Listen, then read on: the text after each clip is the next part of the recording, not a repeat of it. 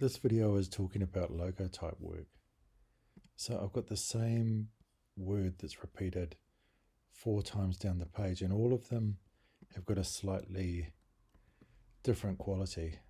So this one here, I've got contemporary elegant, and I've got a modern dancer like Martha Graham, and as you go down, the same word kind of changes. So some logotypes can be incredibly simple. So in this case, I've chosen my font, and it's got a number of weights on it.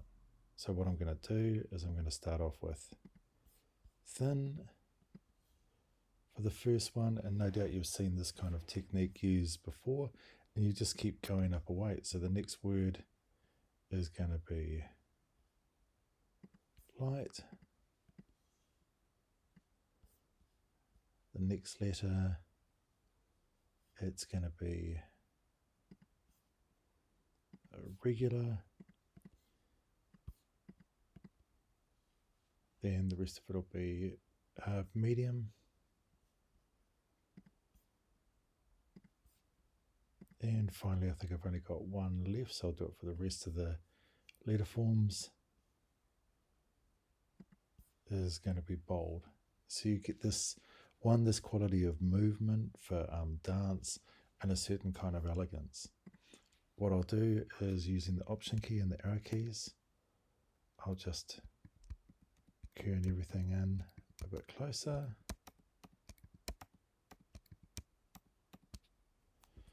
A little bit tighter. It looks a bit nicer. You can see with the period at the end, it's kind of down a little bit. So I'm going to exaggerate that, and if I go into the type tools, what I'm going to do is I'll bump it up a little bit. So I'll bump it up about halfway through the bottom of this R. So for me, I haven't done much to the type. I haven't gone in and edited it too much. It's more about the weights, and it's keeping it pretty simple. This could probably be kerned a little closer, that letter. So that looks good to me. The next one down, we'll start to edit a little bit further. So this one, I've got contemporary bold, and I've got a techno musician like Audio Night. So in this case, I'll get the type, and I will create outlines so it's all broken apart. Object,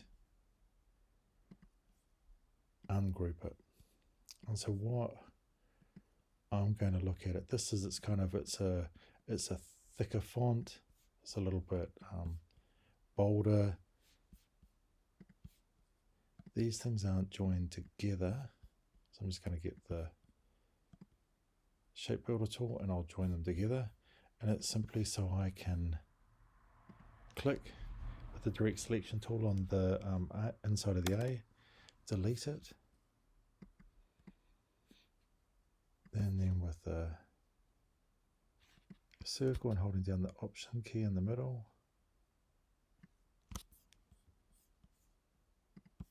I can get this. Then I can select both of them with the shape builder, Option or Alt, and just punch it out. So you can see it starts to give it a kind of a modern but bold feel to it. And actually this here, I'll just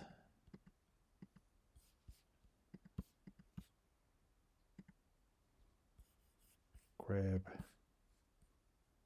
this A,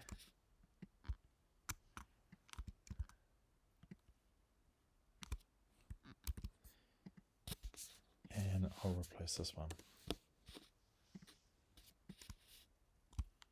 Option. There we go. So we've got that. And another one here.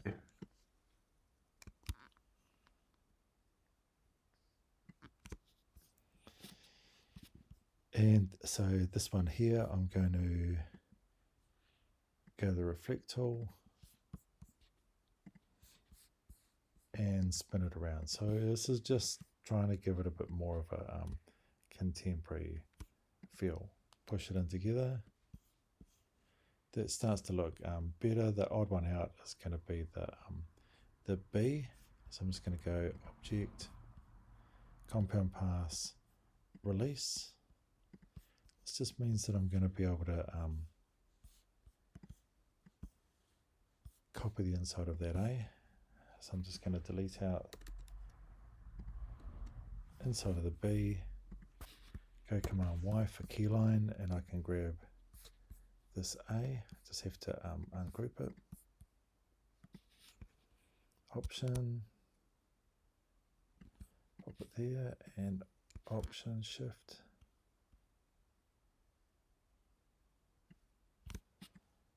Got the same there. Select these two, and again Option on the inside of the A.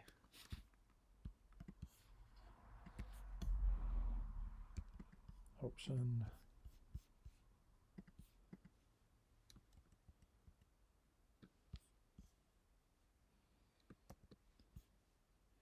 And I think actually the inside of the B is looking a bit odd, so I might take the top out, leave it like that. This is kind of where iterations come into play. So if I Option, select all this, I just want to check and see if it looks a lot better if I just completely lose the inside of all those letter forms altogether. The R, I just have to use the shape builder, join them all together again, and then I can get rid of the middle of it. Yeah, this one for me feels a bit better and a bit stronger, not quite so tacky. And again, one more iteration, if I will. I'll see what it looks like when I push these things all together, so that everything is kind of making contact.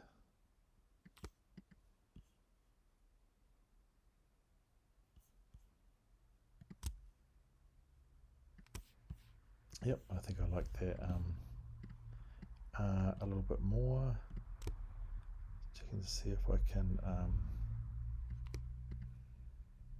flip that way. No, I don't know if that necessarily makes it any better.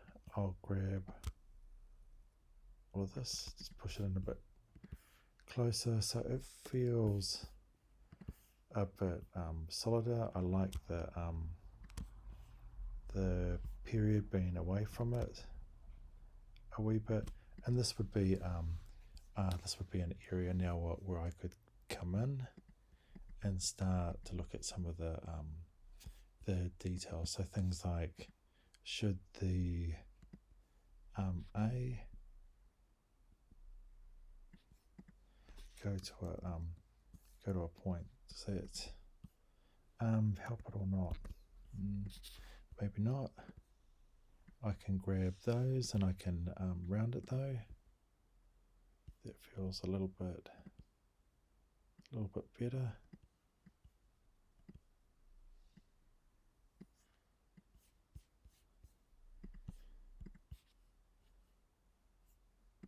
They feel a little bit shorter now because of the rounding, so I'm just gonna bump them up slightly. Also I have to move them along a bit. Center that one a wee bit, this one. Okay, so we're starting to get something that feels a little bit better. So you've got things like, okay, maybe it is better if we get the end of the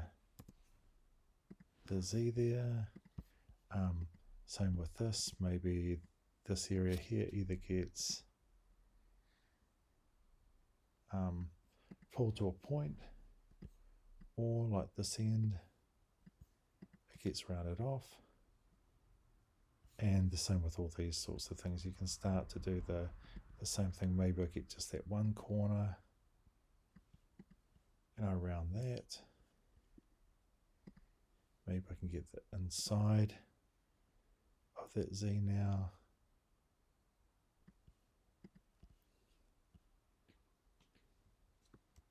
No, so we're starting to create something that starts to feel more like an emblem or a logotype.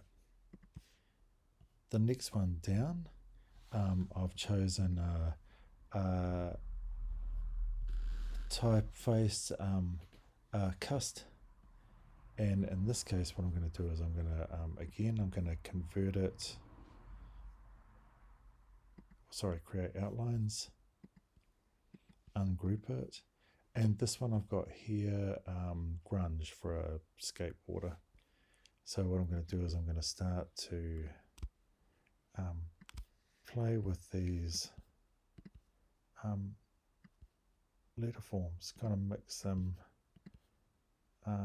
around.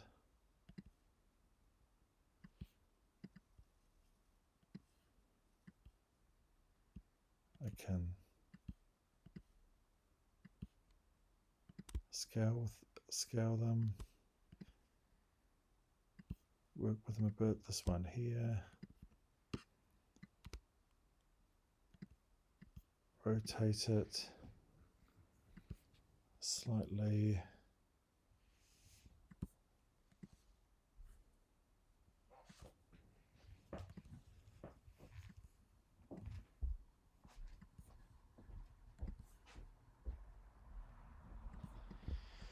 And again, getting something that's a little bit alternative or a little bit odd. What I'm going to do in this case is I'm going to go File, Place, and I found an image of scratches. I'm going to click, drag it in here, and then I'm going to go to the image trace up in the windows. If it's not there, you can find it. I'm going to go preview, click open advanced. I can see it doesn't show that much, so if I change the paths, yeah, it's better down low. I think the one that's going to have the most effect is noise. Yes, that's the one that's kind of bringing it back to something that's a bit scratchy. In this case, what I'm going to do is I'm going to go ignore color. What it's doing is it's actually dropping out the white. You can now see the letters through it. I'm okay with that. I'm going to go object, expand, and I'm going to swap it so it's white fill with no line. Now bring it over the top of the other letter forms. It's quite good. I like it having more effect on the Z and on the A here. If I select it all, whoops. So if I select that and the letter forms underneath it, actually what I have to do first is I want all these letter forms to be one. So I need to go object, compound path, make. Once I've done that, I can select all of them. I can go to my Pathfinder tool and go minus front. And that is now going to chop that white shape out of the black. If I come in here and have a look, they're all separate shapes. And if you wanted to go into the detail of it, you could get sections now where you could start to break it apart, rotate it slightly, shuffle it, and go into these letter forms even more, where you're starting to fracture them and break them apart and mess with them. But for a grungy skateboarder, that's probably pretty good. This one here, all I did with this is I got the pen tool, double clicked on it so I get the fidelity, and I put it right up the top, and then I just kind of wrote with it.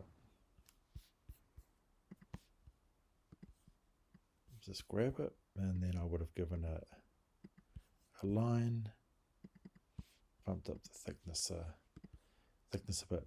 Now with something like this, what works really well is when you grab it and you actually go to, I'm in keyline mode, go object and path, outline stroke.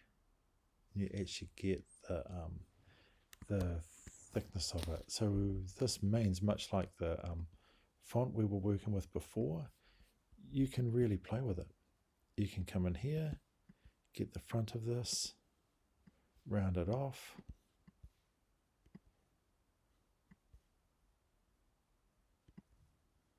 decide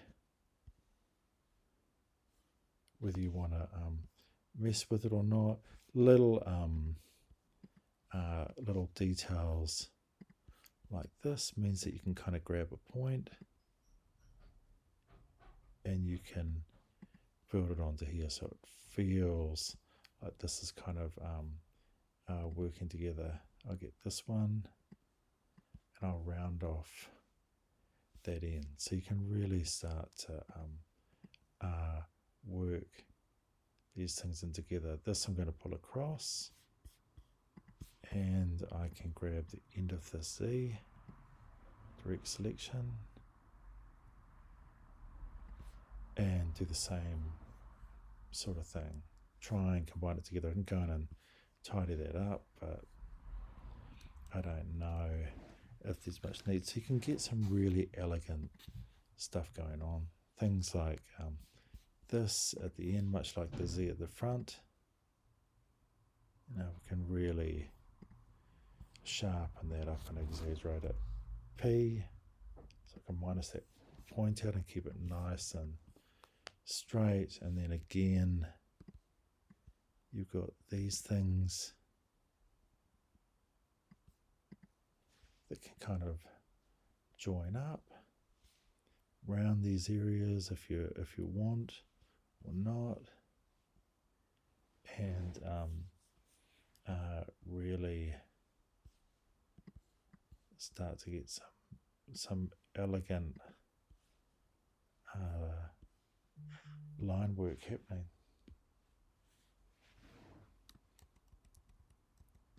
Yeah, so you can get quite a beautiful logotype. Probably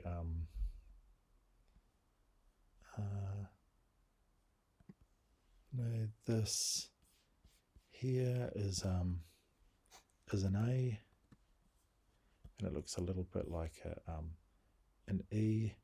So this might be an area where I can kind of come in, Shift C, bring the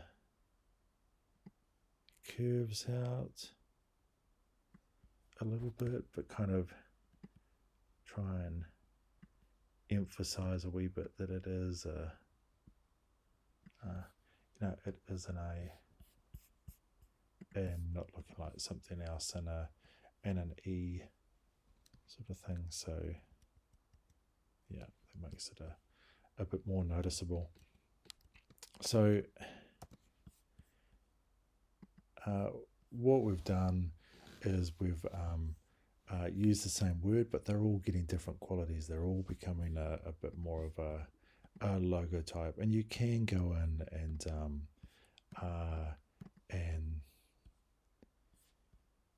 use shapes. So for instance, if I get this area here and I go object, path, sorry, not outline stroke, path, offset path,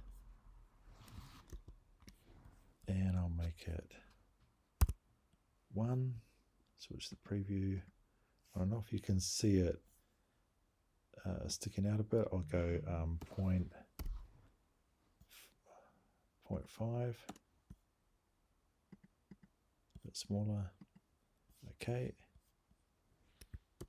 And so I've got this shape here, and what I'm going to do now is I'm going to bring in a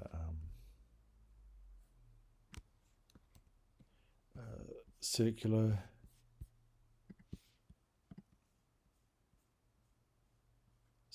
form that just slots in there, and then I'll bring this one to the front.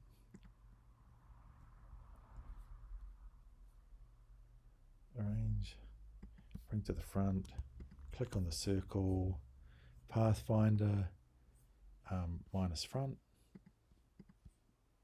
and get this top part of the circle and get rid of it, and I can get rid of this stuff on the inside, and you can start to bring other things in, and of course then we've got our color, stuff like that. Doesn't quite work for me, so if I offset it and send it to the back,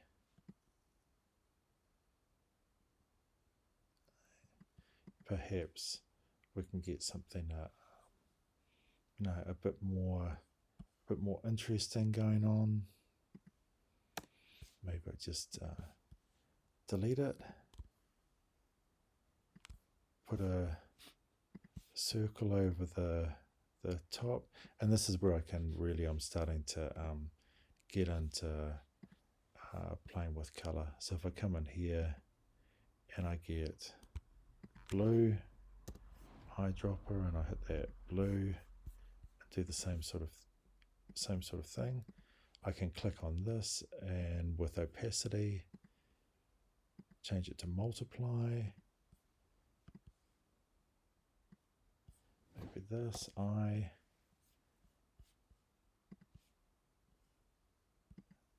we can bring that in, maybe this thing here, because it joins up with the blue, needs to be blue as well, so we can start to develop the color work. Move that around a bit. It was really just the top of that poking out that was a bit odd, so I either bring it down to halfway, make it a bit smaller, or put it up through the top. Probably I think through halfway is starting to work a bit better. And the same with these things, you can get into the color. One quick trick I'll show you here is if I grab all of these items and I go to the gradient,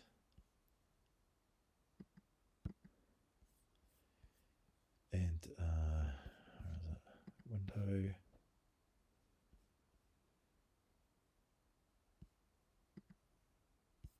gradient, and I add it in, and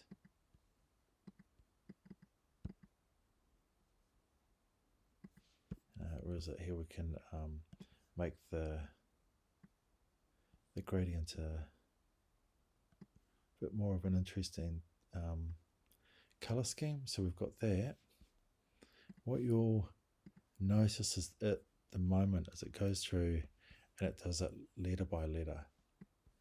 If I select all of these, and I'll leave the dot at the end, and I go object, because it's a shape, compound path, make, soon as it sees it as one shape, then it's going to do the gradient right across the whole lot. Looks like there's a little some little odd bits here,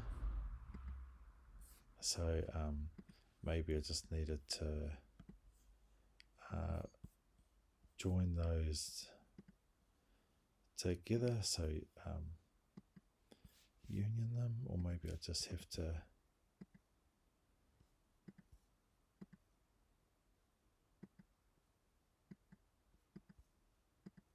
try and delete it out. Maybe I need to use the shift tool.